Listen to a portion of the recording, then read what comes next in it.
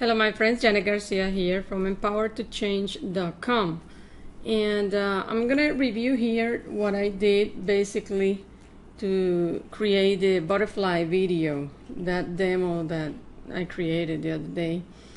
And it's very basic, nothing fancy, but it shows the basics, and you can use any program. I'm particularly using Vegas Pro 10. There is a cheaper version, Vegas Studio, Movie Studio, and the Platinum. The Platinum allows you to edit high density video, okay? The Pro version is the professional version, of course.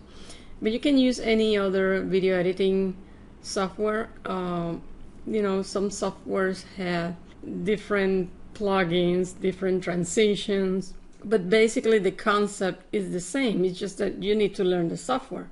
It's like everything.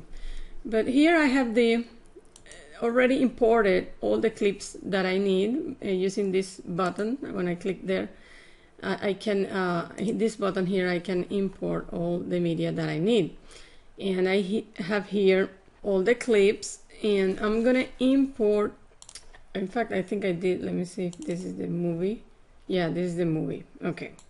So there's several ways that you can drag media. You can double click like I did to have the media in the timeline. This is the timeline down here. Here is where you preview what you're doing, and this is like the folder system, project media. All your media will be here, and when you create titles, they're gonna appear here also. So to add a clip, you saw that I double click it and it was placed on the timeline. If I want the length of the project is longer and my clip is shorter, I can just drag the corner like this, provided that the clip has been created that is loopable, because if not, it's not gonna look good. You want the sequence to go without interruption. And but this is pretty easy. You can make whatever length that you need on your project. And the audio, my advice to you, I'm gonna drag it and drop it underneath. And my advice to you is to find the music that you want for your project first, because the music, it plays a very important part in your project. It sets the mood of your project or your video, and also it's going to help you synchronize the video that you're going to create. Because if you don't have the audio and you start doing transitions and movements, animating things, then when you drop the audio, it's not going to be at the beat of the music. And then you're going to have to start dragging things around, and it's a real pain in the neck to be moving things once you have placed them. So I advise you to look for the music, place the music, drop it here, and then you start working your way up. And that's how you usually, all video editing programs, you stack all the tracks one on top of the other, and the topmost is gonna hide whatever is underneath below, unless there's transparency on it. There is another program from AVS that it works backwards, and that one is free.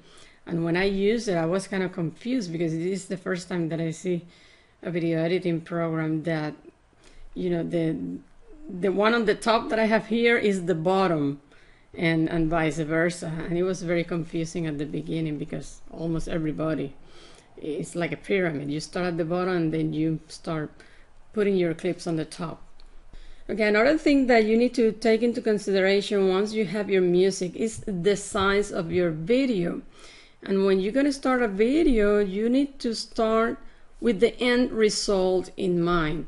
So you're going to work on your project at the same size that you're going to have your video exported or rendered.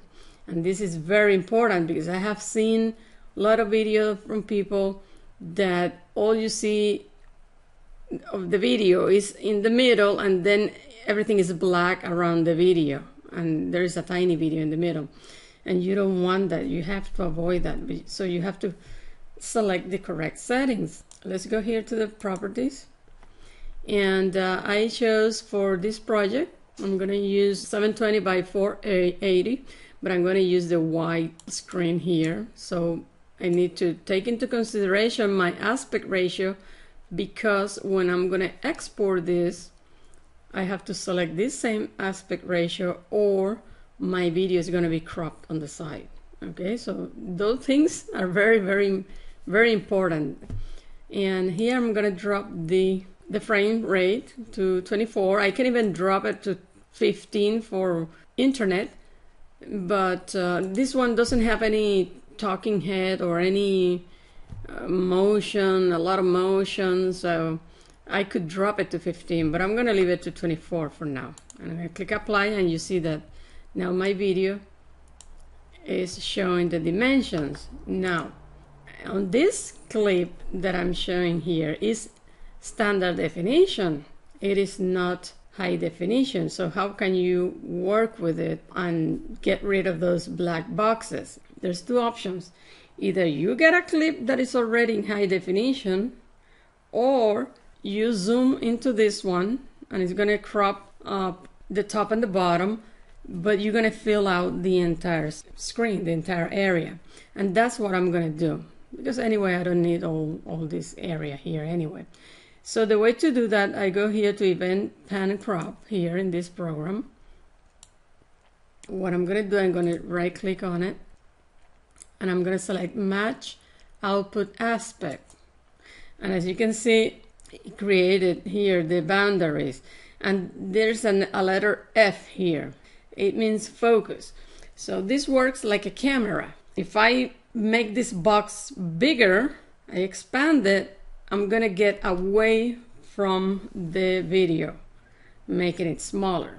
It's sometimes confusing for some people, but once you start playing with this, it becomes really easy. And then you can move this box to whatever area you want to focus on. For example, if you look at here at the video itself, when I'm moving this, you can have an idea of what's showing here on the video. Okay, I think that's okay. So now we are ready here. Now the music, it seems a little loud, as you can see by the graphic.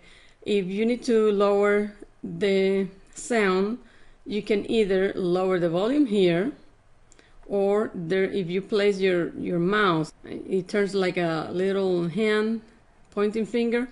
Then when you click on it, you can drag it down. That lowers the volume. And let's play it.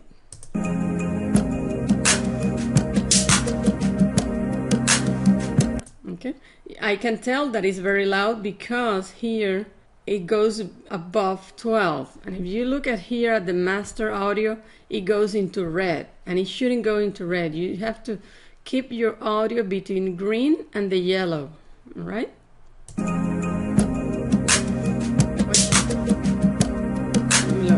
I'm gonna lower the volume.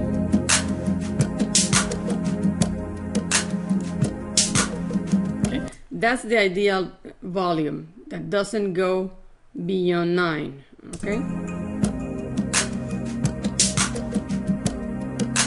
and you can see that it doesn't turn red anymore, because if you have it too loud, then when you export it, it's going to be clipped, it's going to be cut off, and it can distort your audio. Right now that we have that out of the way, I'm going to click here to zoom to have the project here. And now it's time for me to add some of the images. I'm going to drag here in between the bar and the clip, and it's going to create a new clip. This is the picture of the first couple that appears on the side. First of all, I need to make them smaller, and then I have to move them to the side. Okay, because I want them to be here, not on top of this butterfly. And the way I can shrink them is by going, like I said, into the event pan and crop. I'm going to click here on the zoom so that I can see what I'm doing. And I have here to lock the aspect ratio so I don't distort the graphic. And I'm going to make this bigger. Remember what I said, that this is like a camera. The bigger the square, the farther away I am from the guys. Now you can see that they are much smaller. I'm gonna make them a little bit bigger, so let me close it a little. I think that's perfectly fine. Now there's several ways that you can move people around. I'm going to show you the one that I really like. It to me is the easiest way, and it is here on the track. I will go here to the track motion, and I will get this square here, and this one works the opposite as the other one that we saw. This one, if I shrink it, I'm shrinking the picture. If I expand it, I am expanding making bigger the graphic. Okay, in order for me to make them bigger, I have to unlock these two icons that says prevent scaling. And once I do that, if I make this rectangle smaller, you see that they're shrinking. And if I expand them, then I'm making them bigger, and as you can see, works the opposite of the other view that we were using. But what I'm going to use this for is to move them to the side only. In fact, I'm going to make them a little bit bigger. Okay, and now I'm going to move them actually to the right and a little bit down. I think on my video I have them bigger than that, but it doesn't matter. Anyway, and I can expand and make this longer and smaller. When I'm moving, you notice that the background turns black. That's because that's transparency. This is a PNG graphic, so you can see here by the squares behind the people. And I can move the clip here to wherever I want to position it. Now, if you notice on the video, I'm not going to construct the entire video here. I'm going to go to the one that I already did to show you all the things that I did. But I'm going to show you how to get the glow out of them because that's very interesting. And I can do that by going again into this track motion. And if you see here under position, I get 2D shadow and 2D glow. If I turn this on, you can see that they get a shadow. This is the shadow here. Let me turn it off. You can see it makes a lot of difference.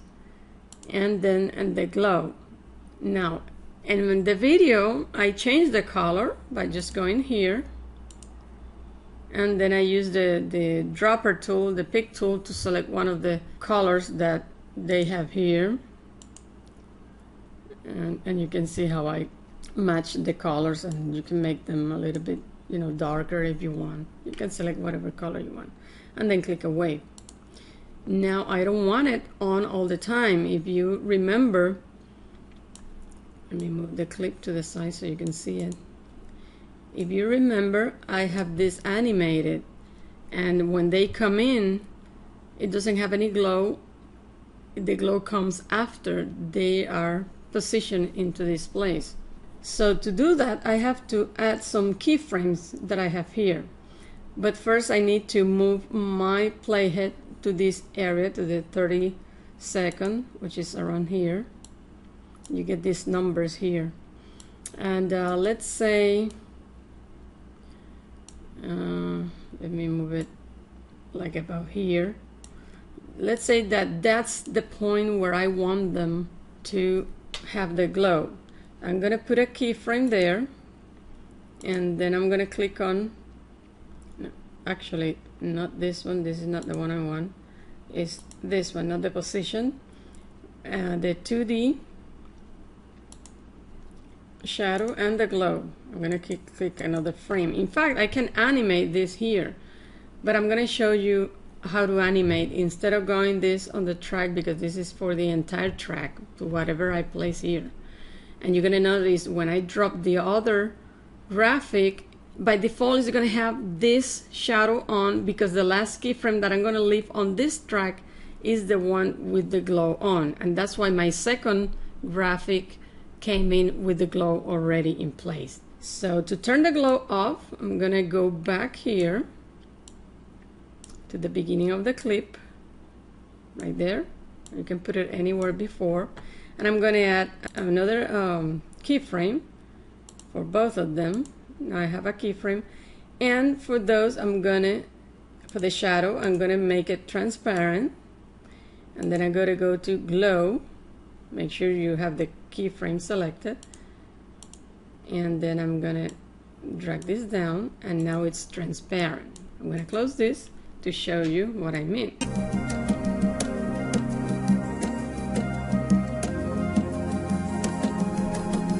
You saw how the glow went in very slowly, because that depends on the spacing that I assign between this keyframe. I can move the keyframe from here too if I want. So if I want this glow to be faster, I will put these keyframes together, okay? And then it's going to happen. Remember that I'm going to have a transition here where they're going to move. And let me get the transition. I'm going to click here on transitions, and I'm going to look for the slide. And the one that I'm going to use, I want them to slide from right to left. So I'm going to look this one here. It gives me a preview. And I'm going to drag it here into the corner of the clip. And then let go on the mouse. And it creates the transition for 1 minute. But you can make it longer. If you want them to slide at the beat of the music, then you got to make it slower, because this music is a little bit slower. So let's do that. And remember that I said that I want the glow to start after. So I'm going to move these two keyframes to start right about when they're already into place. And this is how long it's going to take for it to happen. So let's play that.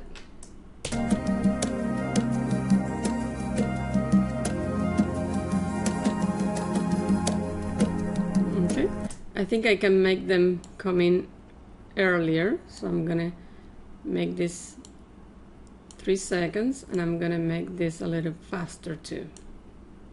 Let's play that.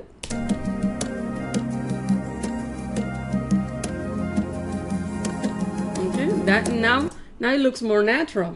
Now when I brought in because I want to show you, in fact, let me move this here, and I'm going to move my 2 keyframes, because I'm going to move so that you can see that the other image is going to bring the glow automatically, because it is applied to the entire track. I'll go to Project Media, and let's grab the other image. Okay, and that's the other one that I have at the end. And you can see the image has the glow. In fact, this one on the video, this one is supposed to appear first. Let me exchange it. Okay, about there. Okay, so in this one, since this is the first clip that I had in the video, this one I'm gonna make it to slide in. I'm gonna drop it and make sure it's 3 seconds. 302, that's okay. And then I'm going to move my glow, and then I have to check how long I want it depending on the music. And then I'm going to have the other one, and this one is going to fade 2 seconds, and this one is going to fade in 2 seconds. Since I already dropped in a transition here, I have to now go and pick up the fading from the menu. Well, in fact, let me try another. Instead of the fade that I use in the video, I'm gonna use another one. These are crossfade zooms. You know, the way you can learn all this is by trying it and see what's best for whatever project you have. And that's the best way you can really learn how to use all this. So you know, find the one that you want. Let's try this one. Let me see what happens. The color right. Okay, now we start revealing it. let's leave that for the sake of this video. That's not the one I use though, but anyway, you get the idea. So now you see it's gonna fade out, and then the other one is gonna start revealing itself, and that's how you do these transitions.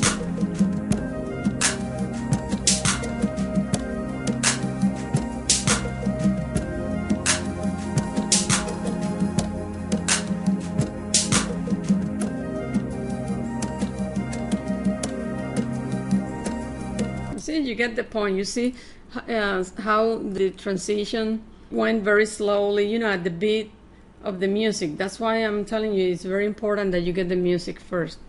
And let me show you how to have a media generator, how to create text. I have here the text, and I have different type of text here. So let's get this one, and I'm gonna drop it on top, and this window is gonna open.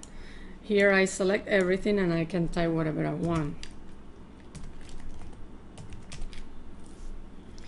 And if I place the cursor, you see that it's centered by default. I can change the properties, the placement, the size. Right now I can see that it's too big. I'm gonna make it smaller. 72, let's say 48. That's too small. Or you can type it in if you want. Now I'm gonna move it here with the placement. I'm gonna drag it here to the corner as I had it on the video. It's a little big. I can still make it smaller. I can type, let's say 54, press enter. Now it's smaller. Now here under properties, you can change the color of the font and have a background. The letters are too close together. I can change the tracking by dragging here, and here under effects is where I add the outline. I click here to turn it on, and then I click here to change the color. I can select from whatever existing color in the video, and then click away. And then now you can see that I have the pink as an outline, and you can change the width here if you want to make it more noticeable. You can add a drop shadow if you want, and then you push the letter to the front. So you can do all these things, and then you can animate all this text also by using the keyframe as we did with the outline. Let me close here. As we did with the glow here, that's the way you animate also.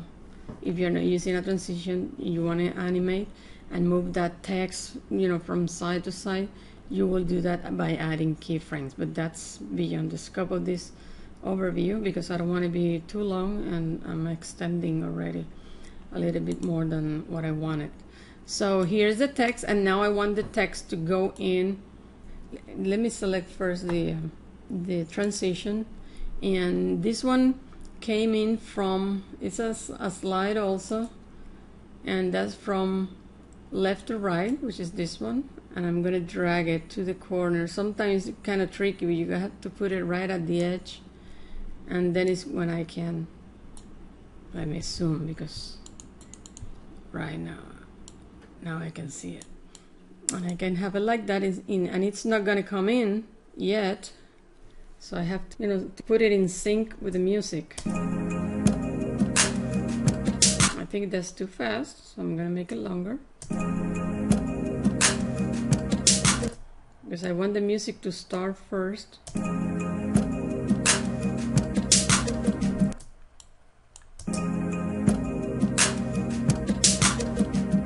Okay.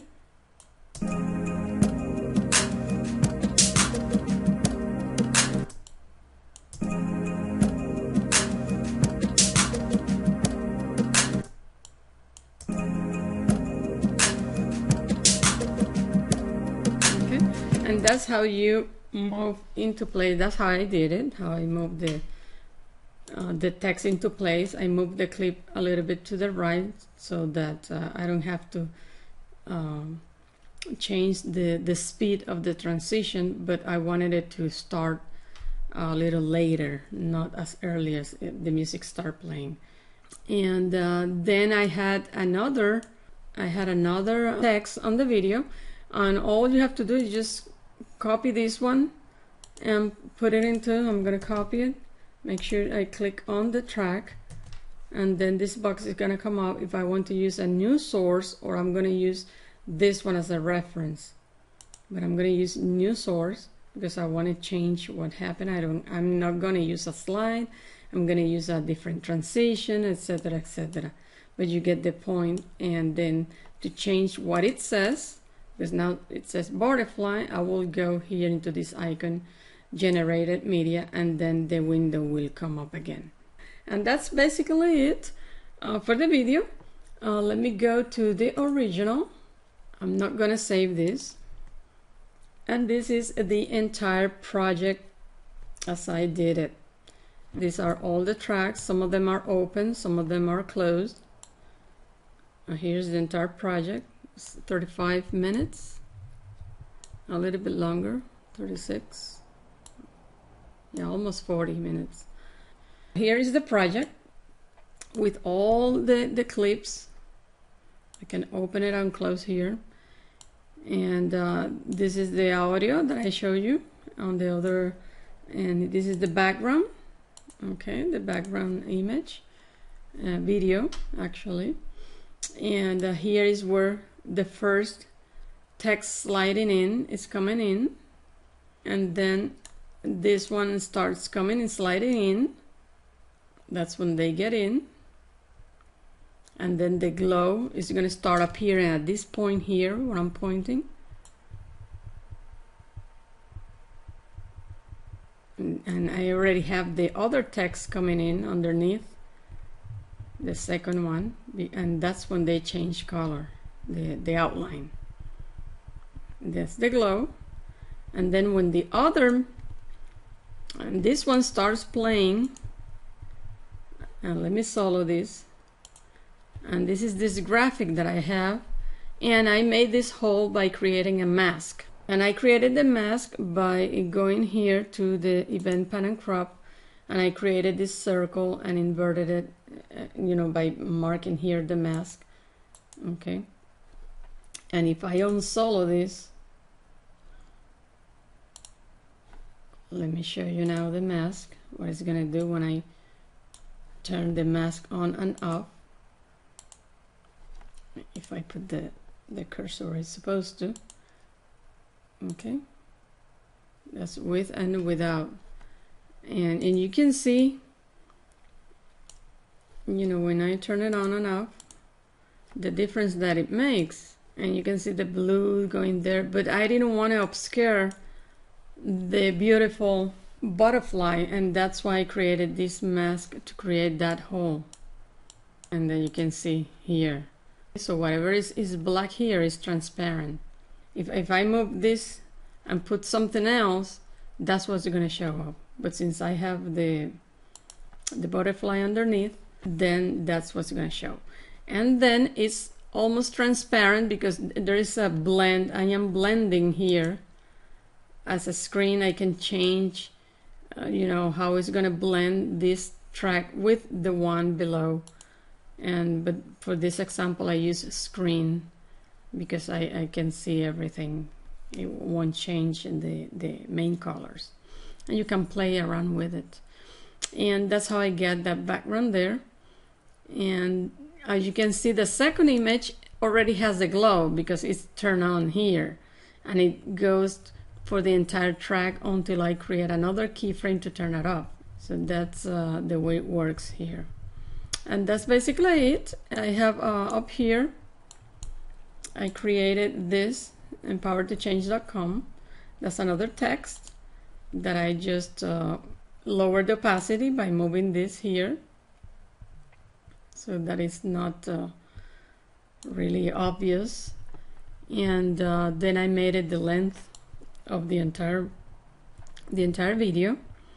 And at the end, what I did, I created this snapshot of the last frame, and then I imported it in and put it at the end, and then I made it, you know, the length that I wanted. And that's why when the video finishes here, then you're going to see that it's static. It's going to stay put. That's a little trick that you can use. All right. So I hope that you have understand, the configuration of this videos, how it works. The important things is the order in which you place all your tracks. Okay, and that it matters, especially if you're using transparency. I cannot put this at the top because then it's going to obscure the people that I have there or the text. So the order is important. That's you need to take into consideration that. Now, at time of rendering, it is important that I render at the same size that I'm using here on the project, like I mentioned at the beginning. So when you export, it's going to be this same size, 720 480. I don't change anything else.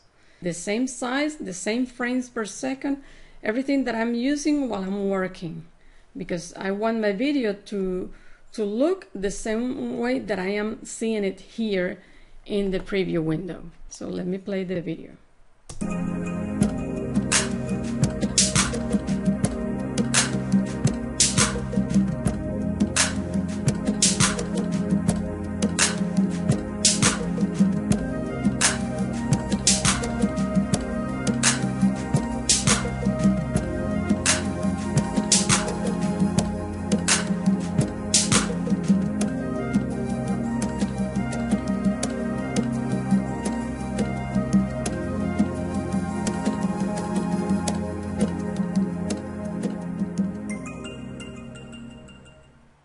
Then the static image at the end.